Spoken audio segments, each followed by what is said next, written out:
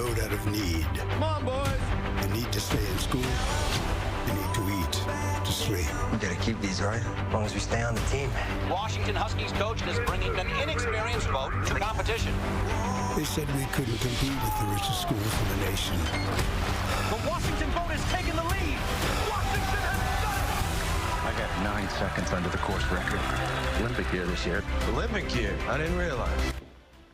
It is an inspirational new sports movie hitting theaters on Christmas Day. And while he might not appear on screen, there's a good chance you know the name of the director behind the camera. Jake Hamilton joins us now to talk all about it. Jake. Yeah, somewhat recognizable name. I think people might know. So here's the deal. George Clooney is the director of this new inspirational rowing movie. It's called The Boys in the Boat. It's a true story about an underdog rowing team who showed the world that they were better than all the top Ivy League schools of the time during the Great Depression. Had the chance to chat with George and his Boys in the Boat star Joel Edgerton.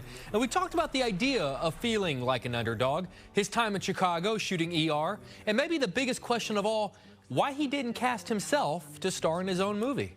Mr. Edgerton, good to see you guys again. Good to see you, brother. How you been? I've been doing so well. I miss you. Yeah, we've been. You don't visit anymore. What happened? Mr. Clooney, I'm actually going to start with you. So much of what makes this movie work is that we love to cheer for an underdog, because at some point in our lives, we've all been one. We know what it feels like to kind of have no one believe in us, to have the odds stacked against us. Obviously, you're one of the biggest names in Hollywood now, but when was the last time in your life or your career that you ever felt like an underdog?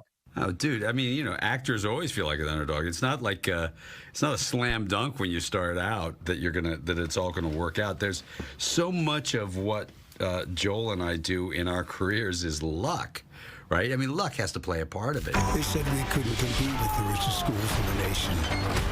The Washington vote has taken the lead. Washington has done it. And these guys are lucky too. They grew up in the Depression, but they happened to go to a school that needed, young athletes, and these guys needed to eat. So, as much as it was hard work and pulling yourself up by your bootstraps, you still an element of luck has to play a part of it. So I've had that. Most of my life has been one element of luck or another. She says to me, I didn't know that pediatricians could be so sexy. And I said, honey, you ain't seen nothing yet. ER, which is a Chicago show, was all luck for me, and that changed my career, Our city has that impact on people from time to time. Yes, they do. Most of you will not be chosen. Beautiful speech, Coach. Every great sports movie has a great inspirational speech. And Mr. Edgerton, you deliver an amazing one in this film. It's the kind of speech that you need to hear to get you past the finish line.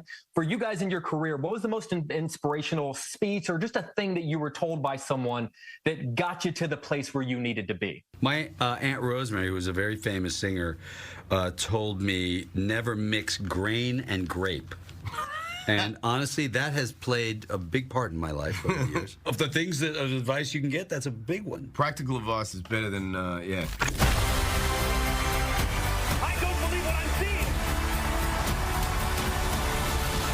seeing. Mr. Clooney, as a director, I would imagine that casting is one of the biggest factors in the entire filmmaking process. So when the moment comes and you have to decide whether or not to cast Academy Award-winning actor George Clooney, how do you decide whether or not that guy is right for your movie? Nepo. It was pretty easy. Nepo, yeah.